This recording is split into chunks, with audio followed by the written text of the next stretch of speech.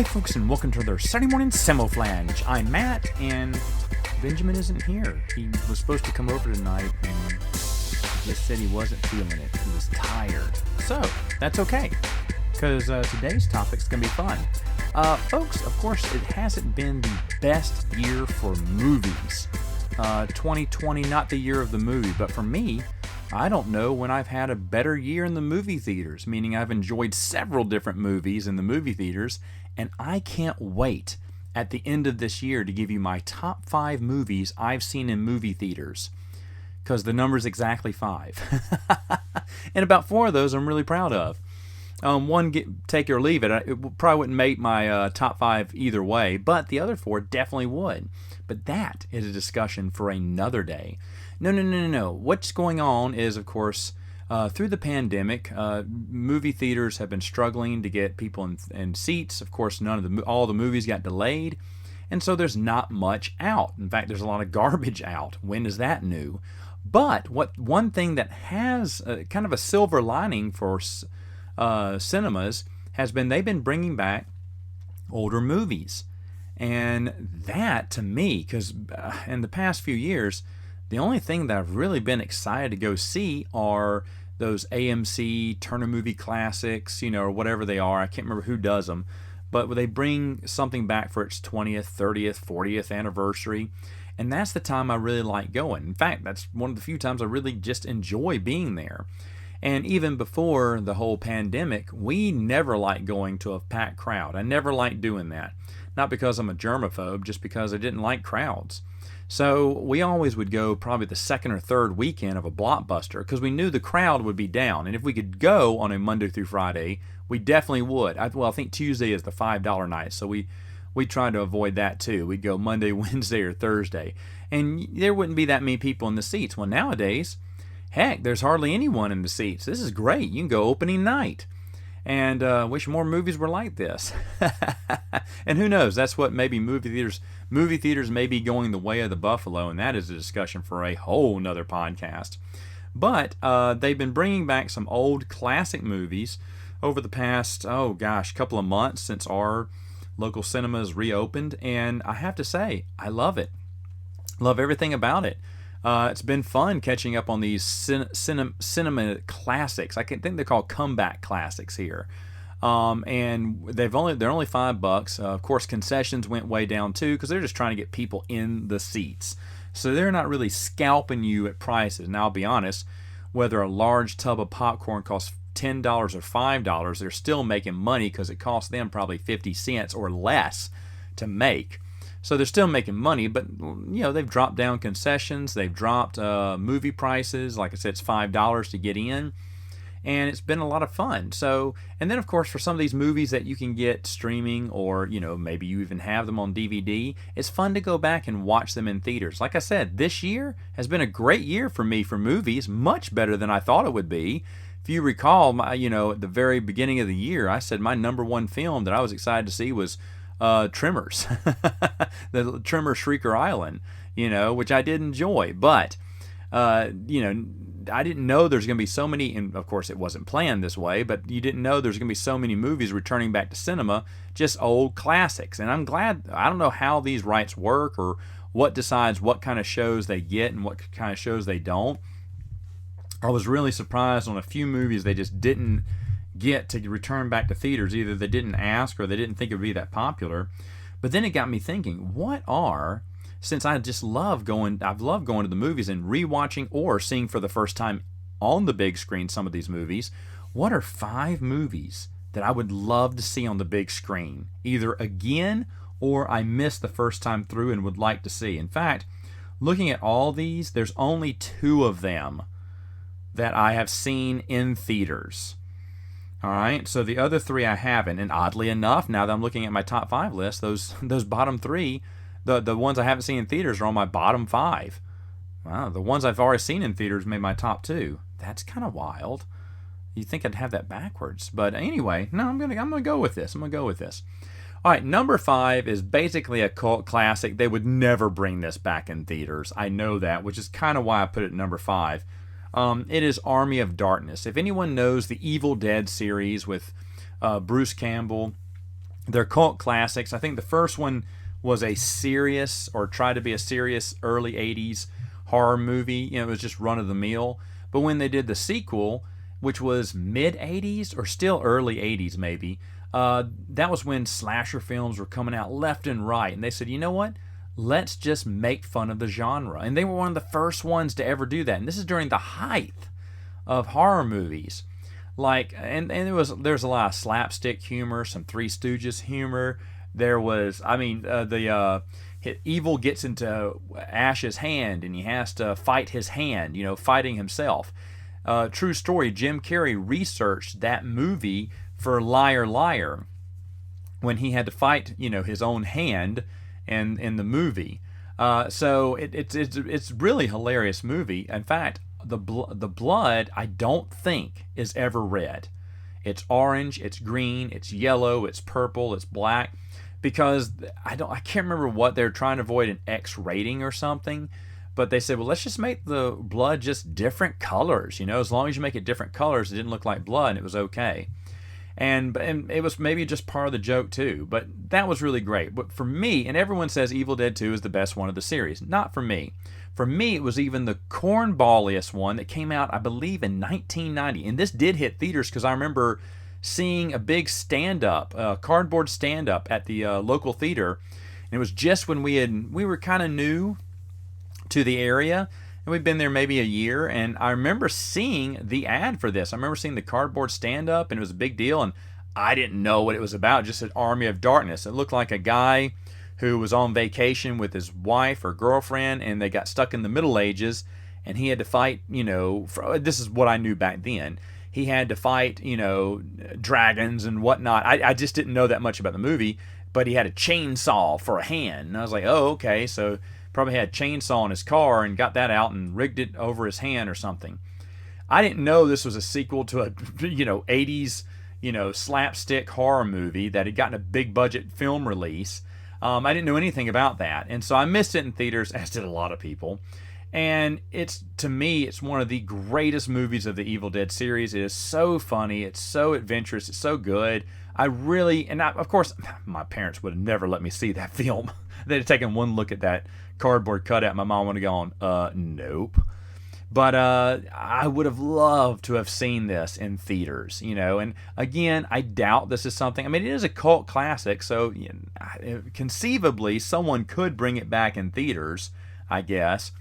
But I don't know why any big, a big retailer or what they call cinema place like Cinemark would do it. But if they were to bring back Army of Darkness, you have my ticket, sir. You have my money. You don't have to charge $5. You can charge one of those special $12 prices or whatever they charge for the artsy movies. And I'd do it because I really would like to have seen that movie in theaters. It's so funny. There is a million quotable lines from Army of Darkness. If I have not talked about Army of Darkness on this podcast before, I know for a fact I've talked about it on Prince of the Universe. And I think that's where we do review. I think that we were reviewing the Evil Dead TV series over there. So I'm sure I've mentioned Army of Darkness several times on that podcast. But if you haven't listened to that podcast, I know I have different listeners to these podcasts. I'll just tell you this. Army of Darkness is hilarious. You really don't need to watch the first two if you don't want to. I think all three are fun. The first one is like a serious 80s movie. And you'll be like, okay, that was okay. Forgettable, but okay. And then the sequel is really a lot of fun. You'll have fun with the sequel. And there'll be some chuckles here and there. And then but the makeup in those and the makeup in all three are really good. Like for the longest, I didn't know that the Undead King in Army of Darkness was basically Evil Ash, was basically Bruce Campbell again, just in heavy, heavy makeup. For some reason, the first time I saw it when I was younger, I knew he'd killed or blown off the face of his evil doppelganger, and of course you see him rise from the grave, and take on the crown of the leading the Army of Darkness. But for some reason, I didn't put two and two together. Maybe I fell asleep during those 2 minutes or whatever, 2 seconds, and missed it. But never found that out until like a few years later after I'd watched it the first time through. Makeup's really good. They use practical effects because back then there was nothing else you could use. And it's just a ton of fun. It's just a ton of fun. And that's one that, for me, Army of Darkness, which is a little bit more commercial, I think they tried to be with, but the lines are hilarious. The one-liners are just great in this. And I mean, they still hold up today. I mean, if you want those muscle men 90s movies, I mean, that's who Ash is. Ash is your protagonist in these movies, and he gets more slapstick, and he's all full of bravado, but really deep down he's a coward, and he does his best to stay alive. It kind of reminds me of Peter Jackson's only good movie he ever made was Dead Alive. If you've never seen Dead Alive, I mean, if you don't like horror movies, these are mainly kind of horror comedies in a way. But this Dead Alive, I think he goes after people with a lawnmower and everything. He chops down the undead or whatever, and he's the same way too. He's just kind of a silly protagonist that just happens to be good at killing people. I mean, you look at Shaun of the Dead too. It's kind of like that a little bit. So it's a familiar character trait that you've seen, but in Ash, it's just perfect because he knows when to bow up and be brave, and he knows how to run like with his tail between his legs. And Bruce Campbell does such a great job, and I mean, he is in his prime in 1990. He's got to be late 20s, maybe early 30s, but I think he's late 20s. I mean, and he could have been a leading man, in big time movies if he wanted to, but I think he and Sam Raimi, the director of Spider-Man, everyone knows him as that now, but back then these were Sam Raimi's babies, Evil Dead 1, 2, and Army of Darkness. And Sam Raimi, if you love his humor, it's definitely in Army of Darkness. A lot of that slapstick cornball, if you know Three Stooges, there's some Three Stooges gags in there that are just great. Yeah, it's a little hokey now, but I just love it. My favorite part is there's a skeleton who's screaming like a little in a high-pitched voice going, "Run for your lives!" And it's just obviously a mannequin puppet, but it is so stinking hilarious. This movie is great, and I'd love to see it in theaters. Okay, so what is number 4? Number 4 is, and right now I'm going to leave this at number 4, but Batman. Michael Keaton's Batman. I never saw this in theaters. I don't think I did. I remember, I think the first time I saw it was at my buddy's house when it came out in VHS. I wanted to see it. I remember when it came out. That was the year we were moving from Forest, Mississippi to Monroe, Louisiana. And I had missed, I believe it was Indiana Jones and the Last Crusade, that I was going to go, someone was going to take me for my birthday. But then it turned out that my grandparents, who were taking us for the summer, as my parents packed up and moved, they were just taking us all with them. So I had missed out on going to see Indiana Jones and the Last Crusade in theaters, which I really wanted to see. But oh well. I also missed going to see Batman. And I remember the ads for this, and I wanted to see it so bad. And I heard so many good things, and you saw commercials and toys and merchandising was everywhere for this, and I never got to see it in theaters, and I'd love to see just the first one in theaters. I mean, the second one, I know I saw the third one in theaters, and I'm pretty positive I saw the second one in theaters. But the third one, I was 13. We were still kind of newly moved in. I don't think my parents were going to let me go to the movie theaters with anyone. And the friends I knew, I kind of just made. And like I said, I'm not trying to make an excuse here. I don't know, but I'm just thinking that probably if they'd have asked me, my mom would have been kind of up in the air because I was just making these new friends yet, and it hasn't been solidified. And I know you want to know, hey, what are those parents like? What are these kids like? What are they going to be doing here? But for some reason, I never got to see that one in theaters, and I really would love to have seen that one. And that's one I'm kind of surprised they never brought back. I think that'd be an instant classic. But of course, I know they have to sign these contracts with these production companies to say, oh, well, you can only play this, and that. I say that because there's hardly any Christmas-themed movies, not a single one, actually, hardly in theaters right now. They couldn't even bring back anything Christmas. I think that'd be a no-brainer if you threw up a Home Alone. Everyone would go see it. I'd go see it again. Not that Home Alone's on my list here. It isn't. But, I mean, if they played Home Alone again, sure, yeah, I'd go see it. There's a few of those Christmas classic movies that you'd probably want to see in theaters. It's a Wonderful Life, and I'm trying to think. I'm hurting for other ones. It's a Christmas Story, but I've never seen that one. I'm trying to think what else would be there. But there's tons of other Christmas-themed movies that they could have brought back, but they just didn't for whatever reason. And I guess they just couldn't get the rights, and that's kind of sad because I think Not that you want to pack the theaters. You really can't now. They have these little systems that will block out, once you pick your chairs, it blocks out the row, all the seats around it. So kind of neat. But anyway, number three here. Number three is this is probably just for me. I would never see this one going back to theaters. And I think if it came back, I'm not sure how popular it would be. I don't know. I've seen people about 10. Oh, how old is he now? He's probably late 20. He's close to 20 years. He's probably 15, 18 years I'm 15, 18 years his senior, but he would go see the film. So I guess it maybe stretches a few generations in a way. The Never-Ending Story. Never-Ending Story was just a classic tale of Atreyu, a boy reading a book and getting involved into the adventure of Atreyu and his horse as they go on a mission to find the queen a name and stop the nothing as the nothing is coming in. Really ominous nothing. It's got great visuals, great special effects. The makeup's great. The camera, the movie magic, so to say, that they do, pasting things together, putting things in front of a blue screen, or I don't know if there's any claymation in it. There may be, but I mean, they just use everything to their utmost. And they have real props, real scenes, and it just feels excellent. It's supposed to be a fantasy world too, and it feels that way, but it feels real. And the little boy reading the story, hiding out in his school and reading the book instead of going to school, anyone can relate to that. He goes into the dusty old bookstore and finds the book that he's not supposed to have, but the weird little bookkeeper kind of wanted him to take it all along, or knew that he would take it, so to speak. And the story is never ending. It always changes, whoever the reader is.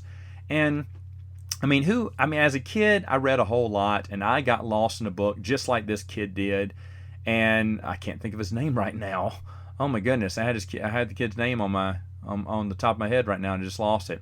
Anyway, it's so neat because I remember being that type of kid. I'd rather just hide away and read a book. Yeah, he's camping out, I'll camp out. When he eats, I eat.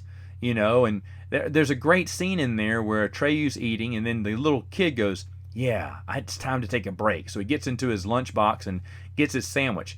But then as he's eating it, he picks up the second half of the sandwich and tries to take a bite and stops himself and goes, "No, gotta save it up. We still got a long way to go." Meaning like he's involved with this adventure. And that's how kids get, man. If you've never gotten lost in a book before, it's the best thing in the world to be caught up in the story and basically you're seeing it through your eyes. I mean, I'm a big reader, obviously, and so reading is just a top hobby for me. But I understand what it was like. And even as a kid, I'd get lost in a book all the time. And it was so much fun. It was so much fun. So this movie just rang true to me. And I never got to see it in theaters. And I would absolutely love to see it in theaters. Now, oddly enough, this is actually a book. This is based off of a book. I've never read the book, but this kid who's like about 18 years younger than me, he had read it. And he said that it borrows heavily from the book, but it doesn't really follow the book as much. In fact, Never-Ending Story Part 2, he says, is a more accurate description of what happens in the second part of the book. The emptiness is who Atreyu fights now, and everyone's involved, the kid's involved, everyone's trying to, Sebastian, that's his name. Boom, got it. Sebastian kind of joins the story now. He kind of jumps in and becomes a character in the book now. And my buddy was telling me that the second one, it actually follows the book a lot more closer. And the second one just feels so much weird and off. But that's because they're trying to stay true to the book. So the reason I don't like the second one is because it'd been so long in between movies that they had to switch out and get a new Sebastian and a new Atreyu. And they just weren't as good as the originals. And it's too bad they couldn't film these back to back and do it, because I think if it had the originals, I would be endearing to it more. But it's different actors, and it's just hard to get back into these characters that you love so much. You saw Never-Ending Story so much. When I finally got to see Never-Ending Story 2, I was bummed it wasn't the same kids. I can still close my eyes and see what Sebastian and Atreyu are supposed to look like. I do not remember what these kids in 2 look like. I just know they didn't look anything like those other characters. Now, I can't fault the movies because, the director has to cast whoever he thinks can do the role and kind of look the part. And it was done so long in between, he did what he could. But following the original movie original book as best he could, yeah, you know what? You got my respect there. But it is a step down, in my opinion, from the first movie. I think the first movie is just a classic. And then some executive who should be dragged out in the street and shot decided it was a good idea to go doing a third one and just totally screwed it up. Brought the princess into the real world in the 90s, and she went shopping and got a credit card and got pretty dresses, and the mountain rock creature singing "Rolling on the Highway" with the sun, Rock Jr. or whatever. And I mean, it's just totally just cheese and fluff, and they were just trying to cash in on it. Jack Black, a young Jack Black, high school. He's the bully in the movie, but he is the bully. Jack Black, a young Jack Black is in this, but if he's smart, he'll try to hide that movie from everyone because it is a horrible movie. I've only seen it once, and it really spits on the original, in my opinion. I feel it does because it tries to bring these characters back and make them a little goofy and kiddie and just does them disrespect. So will I watch it again? Maybe someday, just to be enraged again. But I just remember it was just a terrible, terrible film. But I don't want to see that one in theaters. I want to see the first one in theaters again because I think that'd be awesome. All right, so my number 2. Now, from here on out, these are movies I have already seen in theaters, but I guess would like to see again on the big screen. Number 2 is one that I just spoke about last week. It is The Grinch. As you know, it is a Christmas tradition for me. For the past 20 years now, I have always watched the Jim Carrey's The Grinch movie. And the first time I ever saw this movie, it was in theaters with my brother, and we had a great time. If it were to come back, which I was really hoping, because like I said, this was one of the Christmas movies I was hoping would get a return. Because, of course, The Grinch is like that, the same thing like Buddy the Elf, Elf, Will Ferrell's Elf. I thought I would expect some of these to come back in theaters. None of them were brought back in theaters. At least in our area, they weren't. I was like totally bummed by this. I was like, oh man, none of them? I can't see any of them? So if they would have said that Jim Carrey's The Grinch was coming, oh man, I would have circled that day, got all my friends to go, and we would have had a party, man. To see The Grinch on the big screen again. Like I said, I've seen this movie every year, but it is my favorite Christmas movie. And so to see it on the big screen would be awesome. Awesome. It'd be so cool to see that again, because that's a movie that just rings with me. Now, I've gotten to live the dream in the past. I've gotten to see movies that making this list, before I get to number 1, making this list was not easy because a lot of movies I said I want to see in theaters again, I've already seen, like Ferris Bueller's Day Off. Ferris Bueller's Day Off would have probably been number 1. But a few years ago, Megan and I got to see it, and it was awesome. And let me see, what else did I get to see? A few classic movies. What is it called? What was it? The Psycho and Gone with the Wind, which were fine. That was the first time I ever seen Gone with the Wind. What are the other ones? Field of Dreams. Field of Dreams would have been on this list, but I already saw it in theaters. I got to see it again in theaters. I've been very fortunate over the past few years. They brought out, I can't remember what year it was. It must have been 2 years ago. I mean, it just seemed like every other movie coming out every month because TMC, Turner Movie Classics, were doing just one hit after the next. And we were going. I was getting so excited to see those films back in theaters, and that's what I'm talking about. I love, love, love. And like I said, when I start talking about my top 5 films, you're not going to see a single one that came out originally in 2020. But I did get to see it in the big screen, and it counts. It counts. It's probably going to be my top 5 best movie list ever. As movie goes, 2020 was probably a good year for me. But anyway, let me go ahead and get to my number 1. Folks, number 1 is Star Wars. I mean, come on, Star Wars. Of course, I'd want to see the Star Wars movies again in theaters. I've seen them back when they got released in 1997. I saw them 3 times each, and I definitely enjoyed doing that. It's an experience that I had fun times with friends and other people in the theaters waiting to see these again. It was so much fun getting to see the re-releases. And I remember in 1990, no. Must have been 2008 or 9. It was the first time I'd ever been to Phoenix. I can't remember what year that was. 10. It was when the Star Wars 3D, episode 1 came out in 3D. And I remember I was with a bunch of friends, and I saw an ad for it, and it was at the theater, and they said, "Hey, you're a big Star Wars fan. Do you want to go watch that?"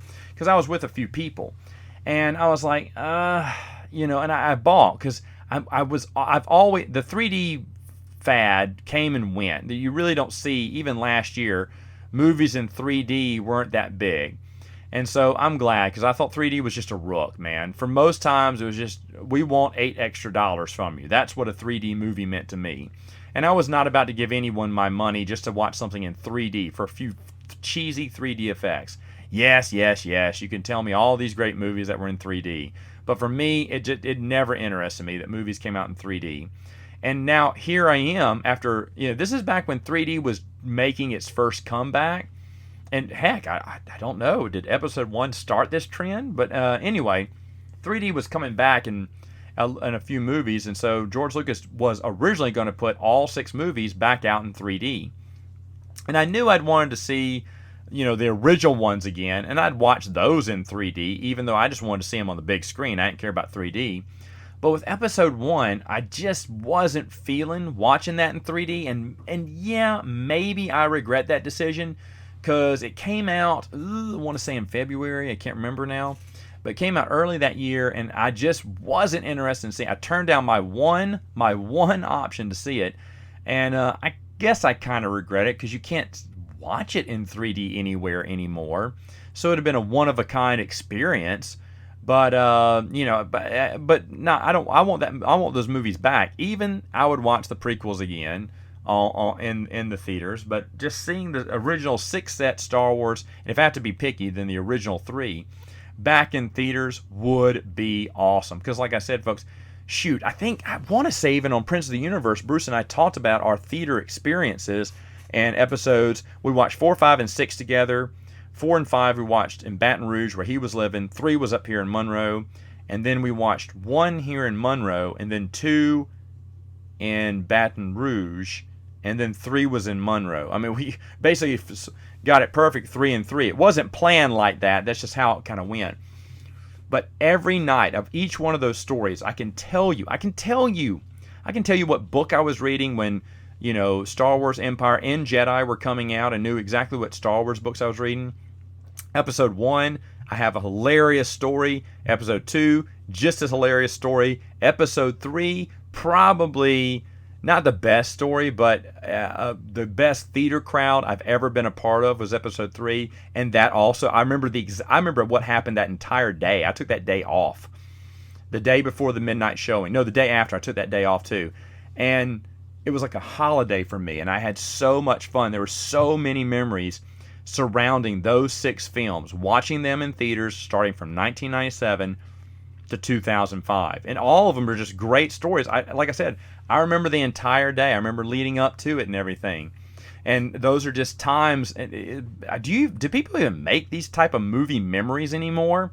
Like the last really solid movie memory I ever had, my buddy Tom got married, and this is after he got married. He had his reception either a few weeks later, a few months later. I can't remember, Tom, sorry. But they went and saw Superman Batman, and they bought out the theater for the entire group, and we watched Superman Batman. By the way, horrible film. But I did enjoy. I sat right behind him and his newlywed wife. I was really honored to be sitting that close to him, because then I'd gotten to know Tom a little bit, and he had invited me to it, and I was just really happy to be there. And they had cupcakes on a table. You could choose Batman or Superman. I chose Batman all the way. I think I tried to throw as many Superman cupcakes in the garbage as I could, because he's garbage. I'm kidding. But anyway, the Batman cupcakes tasted awesome. I am the dark. I don't know. That's what you said after you took the first bite. But I don't know if I've had a great movie memory like that since. I remember going to see films, but having an event, going with friends, having an experience to talk about for years later. I don't know if we have that anymore. Even before COVID, I don't know if you had that. But anyway, those are the top 5 movies that I wish were back in theaters. Hey, folks, let me know in the comments. Have you seen any of these quote-unquote comeback classics in theaters this year? And if you have, which ones? But also, let me know, are there any movies that you would love to see be re-released in theaters so that you could either watch it again on the big screen or see it for the first time on the big screen. And folks, I'll see you next time with more Saturday Morning Samoflange. It's Christmas time. Christmas time.